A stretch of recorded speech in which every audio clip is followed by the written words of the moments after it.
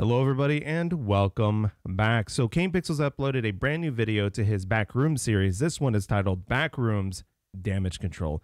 And after the events of Reunion, I can only imagine what this is going to be about. So let's not waste any more time and let's go ahead and get started with my reaction to Backrooms Damage Control. Oh boy. I love this track. Hey, do you read us? Hey team, this is Mark. I read you. What is it? We need immediate arms support at room 14C. My team now being held at gunpoint by a hostile. I repeat, please send immediate arms support to room 14C. Man. Of your Oh, it's cutting off right there. Oh! Oh my god. There's that.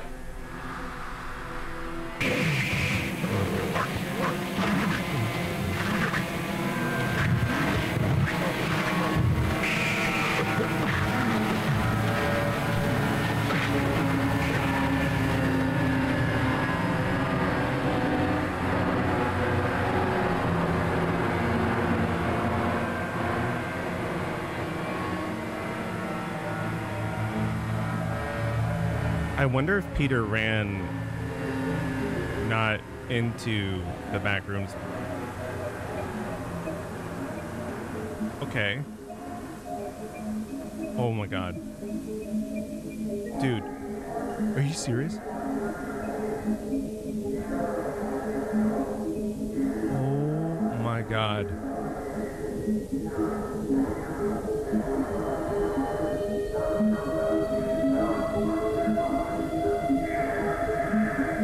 There's the wires.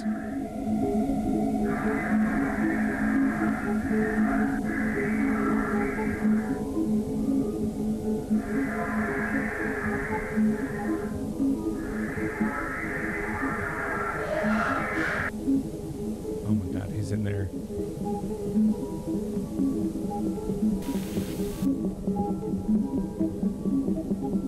That is insane.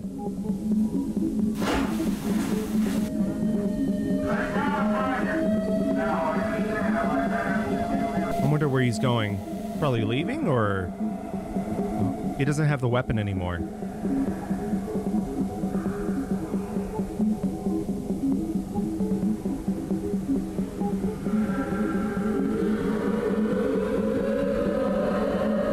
Excuse me? Just close the door behind him. Sorry. I'd like to thank you all once again for your patience on this. It has been a stressful 15 hours for all of us here, and while he cannot currently be with us, Dr. Beck sends his apologies regarding the numerous inconveniences caused by our decision to keep you here overnight. Now, it appears that the situation has reached a point of some stability. We're still looking into a few things, but I feel that we can now properly address what occurred without running into speculation. What happened last night should not have happened. Not here, not with us. What occurred was a gross misunderstanding that was the result of some severe information mismanagement. Even now, I believe most of you still have an incomplete idea of what took place last night. Before I fill you in, I need to address the fact that there has been information deliberately withheld from many of you on the project. Interesting. Now, these choices were not made lightly and were done for only the best of reasons. However, I want to make it abundantly clear that following the events of last night, it has been proven to us that that method of conducting ourselves was not viable. So, I'm coming to you now to correct this mistake and begin delivering the authentic order of events as we understand them.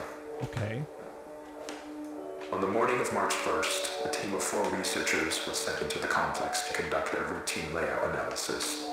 George Levy, Marvin Lee, Ronald McCarthy, and Peter Tench.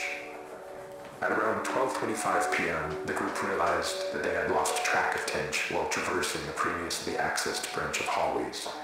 As you'll recall, this prompted an immediate withdrawal of response back to standard, followed by several days of significant search efforts. However, those ultimately yielded nothing, and as far as any of us were concerned, Tench had simply vanished, leaving no physical trace. Now, for obvious reasons, that wasn't something that we could disclose to the public. So, roughly 2 weeks following his disappearance, our security team was forced to put together a more acceptable cause of death that would keep attention away from this institute and provide closure to the family. So, that is all close to common knowledge, I presume. Not all of you were with us at the time of the incident. However, you're certainly aware of the effects it has had on our internal procedures over the past few months. Regardless, that was where Tench's involvement in this came to an end. Or, at least, that's what we assumed. Because on May 8th, at approximately 5:30 p.m., a motion alert was sent out from the complex, which was closed off at the time. One of our senior engineers was sent down to assess the situation and discovered a male dressed in hazard gear who we were able to identify as Peter Tench. Immediately following this discovery, Tench was moved to a secure room on this floor where, over the following days, a select group of doctors were able to administer a panel of tests in order to determine what had happened to Peter in the 2 months he had been gone. Interesting. Those tests yielded very little useful information. By all measures, Peter appeared to be in excellent health. However, we were still provided one very useful tool in understanding how the situation unfolded from his perspective. Some of you may recall that on the day of his disappearance, Tench was his team's designated camera operator. Well, when we recovered him, he still had that camera in his possession. Yep. And in fact, had documented the entire ordeal. The footage will be presented in its entirety later today. However, for the purpose of this discussion, I will only be highlighting key events.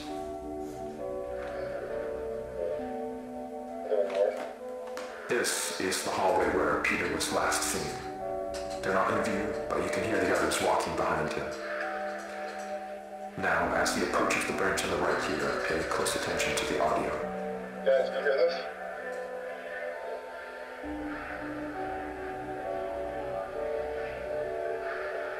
I love this. You guys, can you hear this? Hey. There he goes.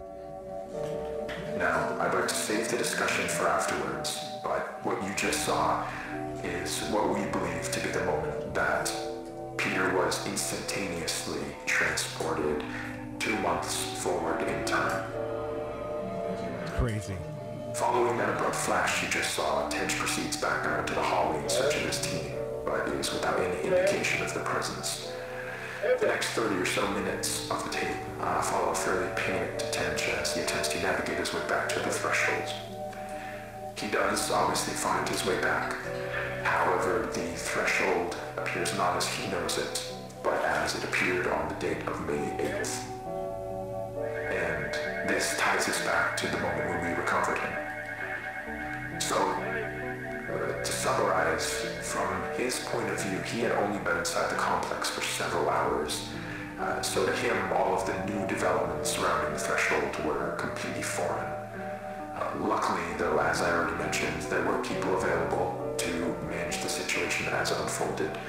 And over the course of the following days, we were able to properly sit down with Peter and with him to gain a collective understanding of what had happened.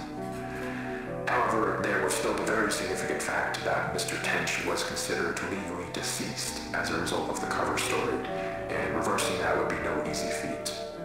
He understood this and was willing to cooperate while we looked for a way to reintegrate him without raising suspicion.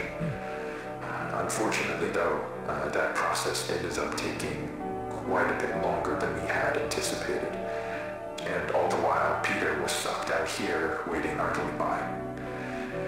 We did our best to keep him engaged, but it is hard to combat the effects of prolonged sensory deprivation on the human brain, and as a result, Peter's mental state took a toll. Not to a degree that was outright concerning at first, but around the end of week 2, we noticed that he was starting to exhibit a number of behaviors common in patients diagnosed with paranoid schizophrenia, though we don't have reason to believe that Mr. Tench was afflicted with that condition. Whatever the case, while he didn't express it outright, from what we could gather, he appeared to have deluded himself into believing that he was still inside some sort of illusion created by the complex, and that we were secretly looking to do him harm. Huh. This all came to a head on the night of the 22nd, when, while Tench was finally about to be transferred to a temporary above-ground residence, he broke away from us and, using stolen credentials, forced his way back into the complex, where he would go undiscovered until just last night, Okay. when he ambushed and violently attacked Team B in room 14C, leaving Dr. Bloom in critical condition. Wow. We can presume that during the Jerusalem days Tench spent in the complex, he let go of the idea that he could somehow escape through an alternate threshold, but still held on to the belief that all of us here were working to trap him in some way, despite our actions saying exactly the opposite.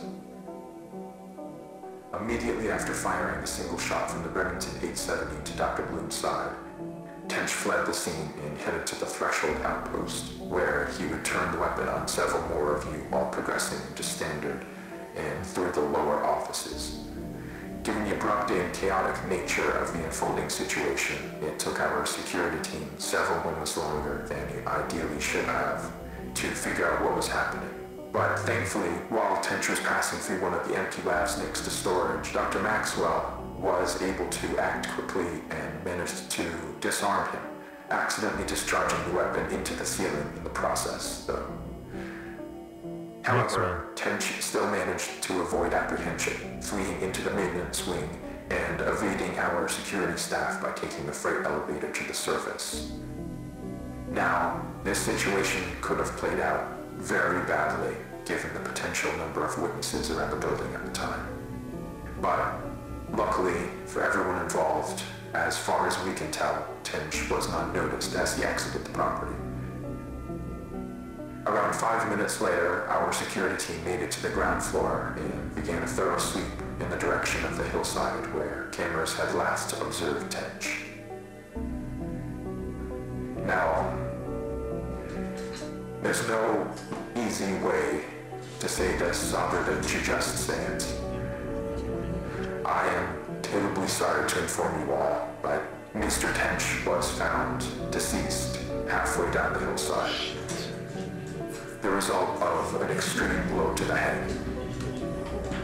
It appears that while he was running through some brush, he failed to anticipate a sudden dip in the ground and tragically fell forward into a large rock. Given the circumstances, it was not something any of us could have anticipated or prevented. The tragedy of the entire situation undoubtedly remains, but Dr. Tench, regardless of how in trouble he was in his final days, was a brilliant man who gave his all to this project. He would certainly not want us hindering it in his name. What we're doing here is so much bigger than any one person. It is the work of a unified effort, and we need to ensure that that is never lost sight of. That we hold on to the pre-established notion that Peter is and has been deceased. That is done, and there is nothing more to be extracted. Oh my god. Okay.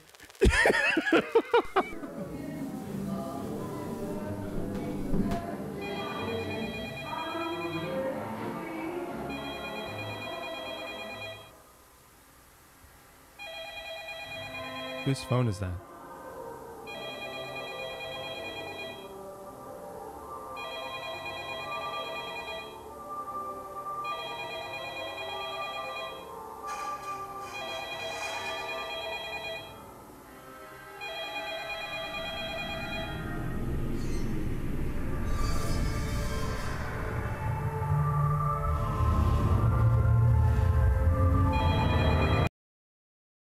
Well, that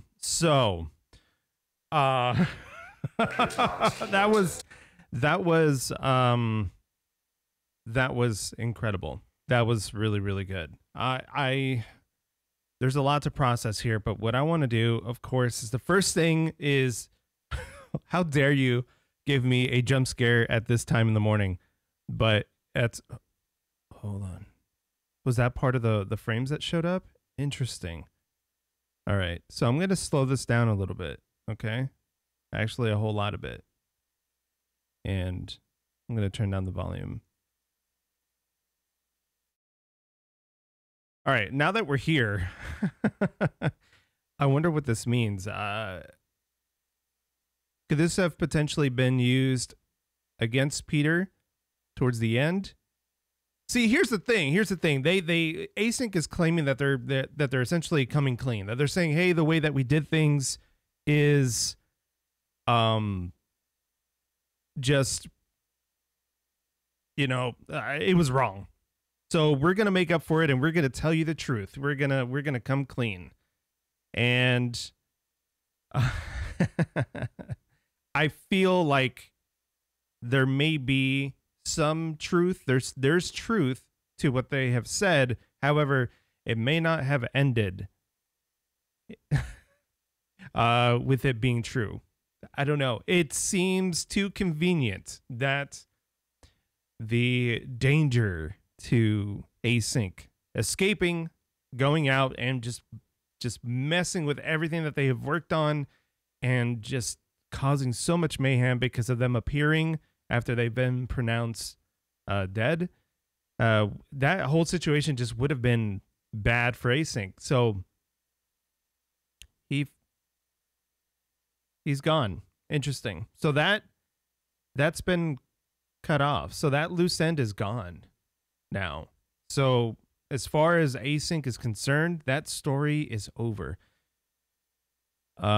This is dangerous. Yeah. Anyway, so I'm going to go ahead and go into this. Okay. Yeah. Hold on. I really would like to kind of take a look at some of these. So I just saw, God, who are these people?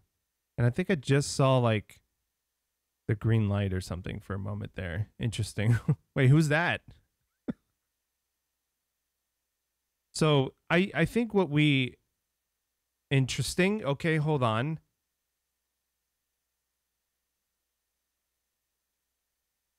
Like that's like a surveillance camera. So is this hinting that Tench is still out there or something like that? I don't know. This is crazy. I'm gonna have to, I'm gonna have to sit down and think about a lot of this stuff. But out of the box, crazy episode. I loved it.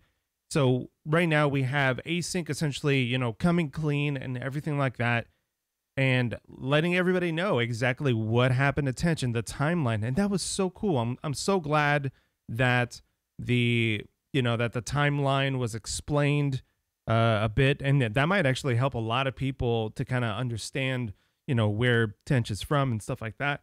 But yeah, I mean, with all that being said, this was an incredible episode. Honestly, everything was shot super well. I believe we got to see some more from the character that we saw back in Report, and his last name being Maxwell, and he was responsible for disarming Tench towards the end of Tench's run through the facility in hopes to exit. But what's crazy is that now ASYNC has delivered this narrative to everybody saying this is what happened and this is how it ended, and how they kept Peter locked up. They essentially kept Peter locked up, and they deprived him from a lot of things that is a part of our day-to-day, and if we don't get those things, we end up in a specific state of mind that could potentially lead to this. So I don't know. They lied to us once, whether or not it was like, hey, this is just business. We're just trying to keep things on the wrap, and that's okay. But a lie is a lie, withholding information is withholding information. Okay. And you're letting people assume, and that's going to continue on no matter how many times you come clean about something. I mean, ASYNC is only coming clean because literally Mark ended up where he's at right now. So it's like, I feel like ASYNC found themselves in a corner, didn't want something massive happening. Now I'm wondering about Marvin and him being first in line, knowing, you know, Peter and everything like that, and what's going to happen with them. So we'll probably get something out of that soon. I really, really hope. But man, that was really, really, really good. So in summarization for this entire episode, we have ASYNC coming clean. We have them talking about the whole timeline and how it ended. We have an ending to, as far as we know, we have an ending to Peter Tench's storyline, essentially. Their character is deceased.